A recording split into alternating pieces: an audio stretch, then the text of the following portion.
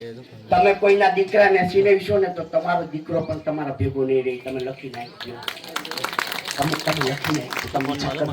તીરથ ધામ તમે સીધીને ફરો છો, ઘરમાં મા બાપ ને દુખી ક્યાં કરો છો? સમજો, તમારા મા બાપ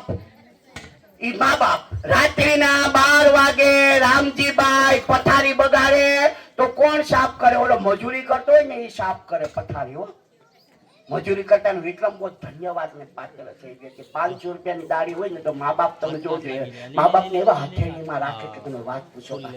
મોટા દીકરાને ભણાવી ગણાવીને હોશિયાર કરે, 2 વીઘા જમીન વેચી નાખે, 10 માંથી 12 માંથી કોલેજ થી એટલો બધો ખર્ચો કરે કે એની વાત પૂછો માં. લગ્ન થઈ જાય પછી બાઈ ને લઈને વેરાવળ હોયો જાય. લગ્ન થઈ જાય પછી બાઈ ને લઈને રાજકોટ હોયો જાય. લગ્ન થઈ જાય પછી બાઈ ને લઈને અમદાવાદ હોયો જાય. મા બાપ તમે તમારી રીતે તો મહેમાન ની જેમ આવે ને મહેમાન ની જેમ જાય. કઈ ના કઈ આડો આવે, કઈ કોઈ કે ના. તમે વિચાર કરો છો, ઓલો અભણ વ્યક્તિ રાત્રિ છે ને આમ આમ આમ ચાપ કરે, આમ ડ્રાઈવર થી કપડા થી ચાપ કરે કે બાપા તમને હું છું, તમે જોઉં તો ખરાબ હતી. ધન્યવાદ વિક્રમ બહુ સેલ્યુટ કરે. ભલે ધનવાન નથી, રૂપવાન નથી, પણ તમારી પાસે એવડી મોટી તાકાત છે ને કે એની કોઈ કલ્પના નથી. તમે ક્યારેક કરોડપતિ લાખોપતિ, એને આની દુવામાં બહુ મોટી તાકાત છે. તમને બેડો પાર કરી દે.